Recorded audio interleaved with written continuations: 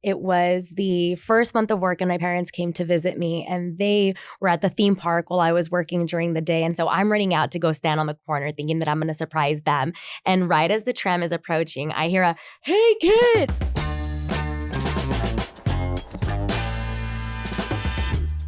Hello, I'm Jacqueline Coley, and welcome to Seen on the Screen, brought to you by Make It Universal and Rotten Tomatoes, where we talk movies with some of the people behind the scenes at NBC Universal. When entertainment works best, sometimes it opens a window into a world we've never imagined. Other times, it shows us a mirror image of our lives with a heightened sense of home. Today, we're going to dig into the question, what have you seen on the screen that has done that? My guest today is Mari Lozano. Hi, Mari. Welcome.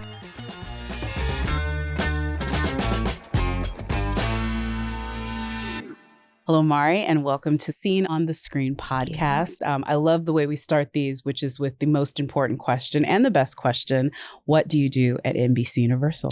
Thank you so much for having me. My name is Maria Antonieta Morales Lozano. I go by Mari Lozano, and I am a media manager here at NBC Universal. So I, along with my team, oversee the strategy and the execution of our media campaign. So really hitting consumers where they are, making ourselves and our films a part of pop culture, and being a part of those pop culture moments throughout it. So whether it be a TV spot in the big game or a ginormous billboard that's advertising and lighting up our next title, I help oversee all of our media campaigns.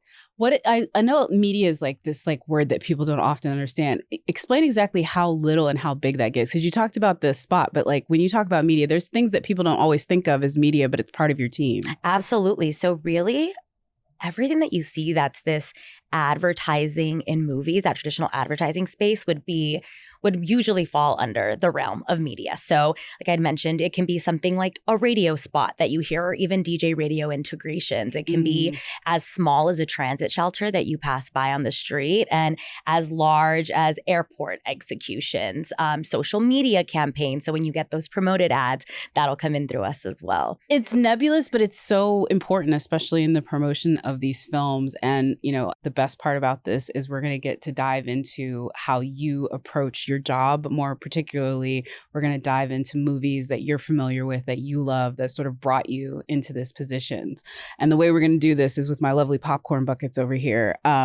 This first one is actually going to be hopefully some films that you know and resonate for you. I'm going to give you a quote.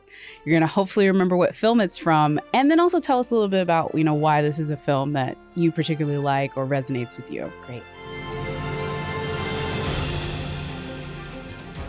Quote number 1, "The rest of the world may follow the rules, but I follow my heart."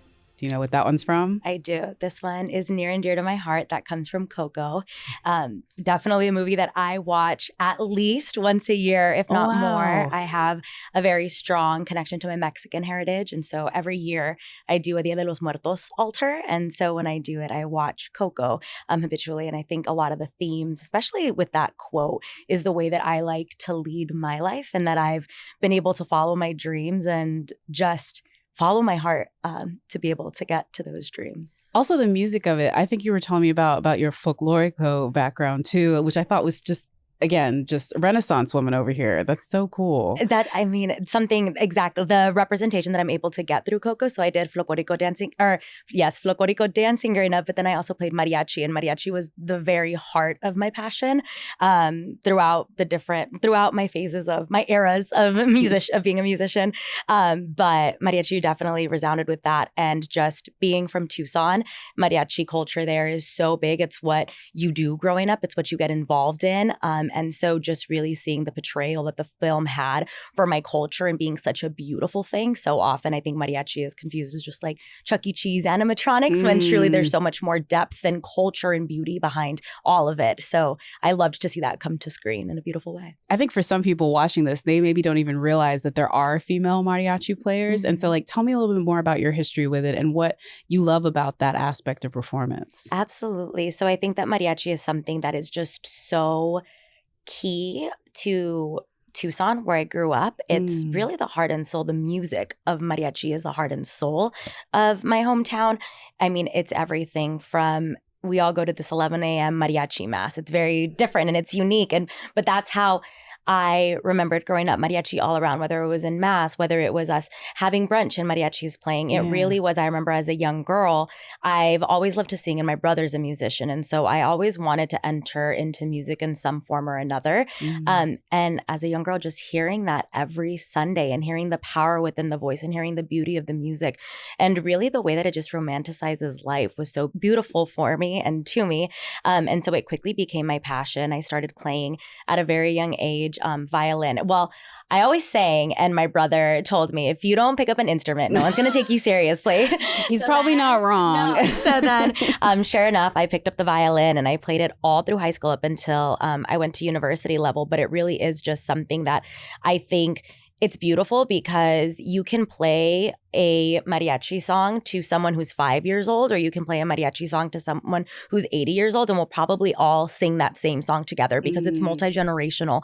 It's something that's passed through. It's something that's near and dear. And I think that there's so many special songs for special moments throughout life that really unifies our culture all together. So it's definitely been something very special, and I'm grateful that I'm able to have that unique niche little corner of music. Do you have a favorite standard? Like, I won't know it, but I'm gonna look it up afterwards. We don't want to like sing. Is there a favorite one from you, like a mariachi standard or a song that you're like, this is the one I would put on all the time? Ooh, I have three top ones. Give them so to me. I'll throw them out. Si nos dejan, Laureles, and then Tres Regalos. All right. My mom used to sing me Tres Regalos as a young girl. And so that's one that now whenever a mariachi's around and we're there, then I'll ask if I can sing with them to sing it to her. Oh my gosh, girl. This is like the best version of live karaoke ever. Hopefully, like, I don't know, if ever that situation arises, send the video. Let's put it on the IG. Will do. Let's do it. You weren't the first female mariachi singer or player that I'd seen, but you were the first one I'd met. So I will say you're going to be the first one. I was like, oh, I know her. Here's another one, and it's just one word, but I think it's enough. Towanda, fried green tomatoes. Yeah. This one resonates so strongly with me. That was very much a movie that my mom and I bonded over as I was growing up. The themes of female empowerment, the themes of love, the themes of friendship, the themes of just standing by each other and standing for each other is really so beautiful. I recently rewatched Fried Green Tomatoes, and there's a quote, and I'm going to butcher it, but something along the lines of, there are angels masquerading around the earth, and your mother was one of the greatest. Yeah. And I think that one's just so special to me because that's exactly how I feel about my mom. And so being able to have that connection with her through that movie and how much she's empowered me. And with that quote, Towanda, every time that there was something scary that I had to stand up against is definitely special. So. Yeah, I'm Southern, and that movie is another one. Like, literally, fried green tomatoes, the actual like dish was very popularized. It was not as popular, I think, with a lot of people before that movie, but it's definitely one now where we cook it to be like, yes, we know how to do this. We know how to be there. And yeah, I love that. That feels something. I'm from Alabama. So like, again, a movie that sits with my heart as well. This is like I love. It's like a throwback and a throw forward. I gotta go, Julia. We got cows. Twister. Yes. So when I was growing up, my mom had 3 movies that she told me that we had to watch, and we'd watch them as I'd hit different phases in my life. So those 3 movies were Twister, and then it was American Graffiti, and then it was Dirty Dancing. And so Twister really being that first introduction in someone telling me, we're going to watch this, and we're going to watch this as more than just entertainment. Let's watch this as the cinematic masterpiece that it is. And so really that, I think that may have ignited my love for movies, which is truly full circle now that I'm working on the Twisters film, which has become so near and dear to my heart because of the past and the nostalgia behind it, but also all the fun and development that I've had throughout the process. And it's crazy to think about it too, because you've had your journey here with Universal, but you actually got to, that's your first content day you got to sit in on like that. Those, for folks that don't know, that's something that I do all the time, but even you in your role, it's crazy to see how much, like to your point, media and how much talking you're creating. I'd love for you to tell us about that day and how fun that was to like sit and spy that. Yeah, absolutely. I mean, I felt like a kid in a candy store. I think that with my role, I'm so much within I work with various teams. So I'm a lot of times within the heavy of the research and the data and the pop culture, really more so numbers behind things and stats. And so being able to be there live for the content creation and more of that creative piece behind it was just so much fun. Being there, they were long days, but even hearing the way that the directors would dissect different questions within each individual segment. All around, it was just so beautiful to see all the different pieces of the planning process and the marketing campaign come together under one and really get a full circle moment there. I think it's so interesting, just your sort of relationship with the title of Twisters is like one of the first movies you saw experiencing that sort of like summer blockbuster moment to where you're now thinking about trying to recreate that for an audience. Do you sort of think back to that time with today's audience and how to, you know, sort of make them feel like what you were feeling way back when? Like, that's a huge part of the job, I bet. It is, absolutely. And I think that's something that's really unique about Twisters' audience, and we were going through this, is that even as a young child, I'm not from Oklahoma, but being from Arizona, cowboy culture is such an integral part of, also an integral part of how I grew up. My dad's from Tombstone. We've grown up on a ranch. When I'm back home, I'll go out and I'll help my cousins count cows. And so I think that there's this very unique subgenre of an audience that is Latino. And so that's what really spoke to me when we were doing this Twisters work. And as we're looking at the early audience work, I'm thinking to myself, you know, there's going to be a pop here for these multicultural cowboy, like we're calling this audience a red, white, and blue audience, but there is going to be this red, white, and blue also means multicultural within that. And so I thought that was really interesting to be able to lean into. Música Regional is from the area of Mexico that I'm from originally. And so it was, and that's very much a way that you tie in that country Western into a Latino demographic. And so to be able to work within that space and going into my role here at Universal, understanding that that's now a genre that's growing rapidly internationally. So to be able to pair the two, my home state and my culture that otherwise isn't necessarily represented. You don't really, I mean, in mainstream media, you don't really see these Mexican cowboys, which are vaqueros, as popular as they really are, and as the roots of where cowboy culture comes from. So to be able to tap into that and lean into that and see that come through in our audience work, and now see that hopefully come through at some special Easter eggs for that audience to be able to see as well. You're doing some like Latino Beyonce things with this. I'll just say like with what she's doing with Cowboy Carter. I'm feeling this whole like, just don't forget about us. We were here from the start type stuff. That is really so great. Well, you did great. Thank you. 3 out of 3.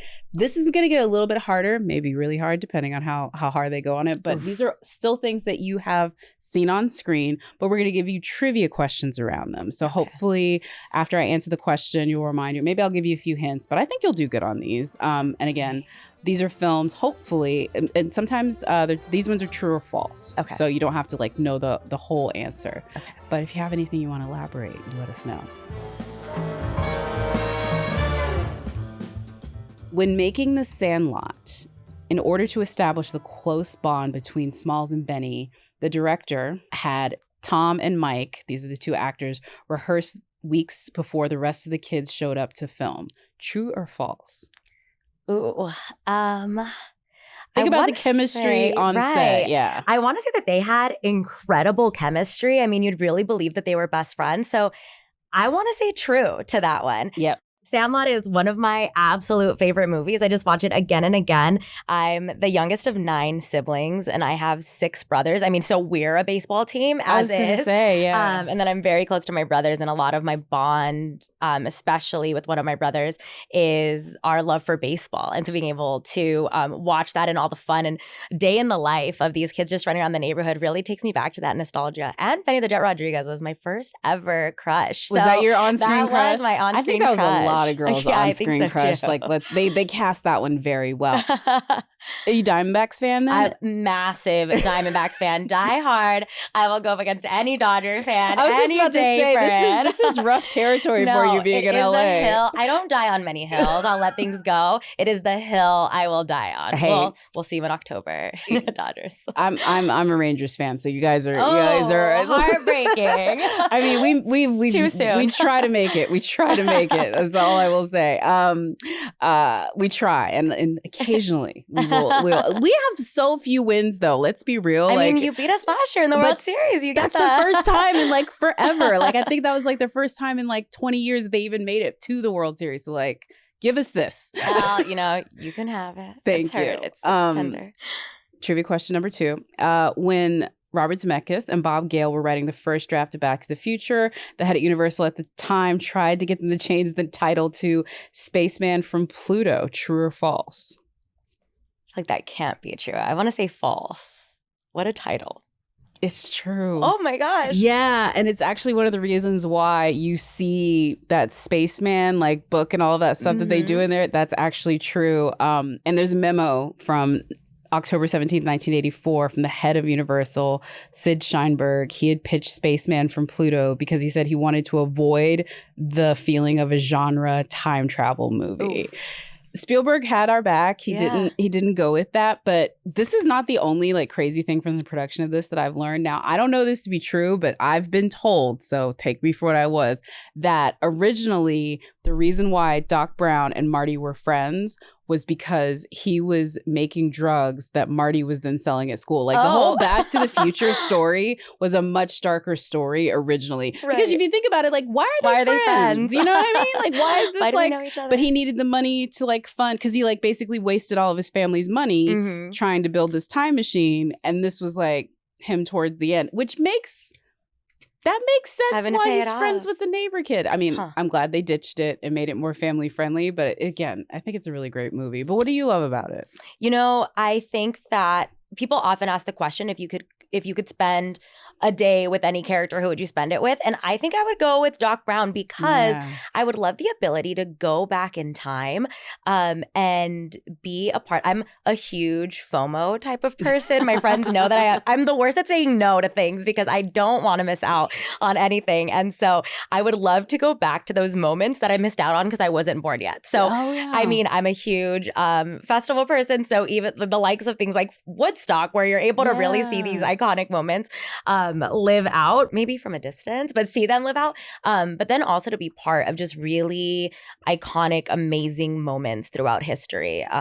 My mom was really involved in the Chicano movement growing up, and she would march alongside Dolores Huerta and Cesar Chavez, those likes of just really incredible activists and people that really made strides for us. And so I think to be able to be part of those movements that have just been so implemental in my culture, but then also to see my mom in her glory days and be able to see that. And then also on the other hand, seeing my dad out as a cowboy. I mean, all of those things would be really cool to be able to see. Being the youngest of 9 siblings, I feel like there's a lot of memories that I have just because I've heard the stories behind them, but I wasn't even born for them yet. And so to be able to take part in those moments would be really special to me. So I very deep for the way that I would see Back to the Future, but that's what I think of when I'm going to it. I think the youngest child, like, they're all FOMO people. My partner's the youngest child, and he's always about like, I want to know what everybody's doing. I'm like, and me, I'm an only child. I'm like, I don't need to go. You're like, I'm fine. I don't need to be am here. a good time. If I'm well, not there, because I think happening. it's maybe coming from the fact that you got left at home a lot. You know what I mean? When you were like the youngest, and like, oh, you can't go because you're the youngest moments. Like, I get that. Like, I feel that. And I understand it. I, on the other hand, was dragged everywhere, and I was like, I don't want to do this. You know, because one kid is more portable, and they just, and I'm like, I didn't want to be. When you've got 9, that's a Sprinter van. That is serious. All right, so our third trivia question. Josefina Lopez wrote the play Real Women Have Curves, which was then later adapted by George LaVue when she was just 18 years old. Gosh. Is that true or false? You know, it is such a mature and beautiful story, but because of how real it is, I think that's true. I think true.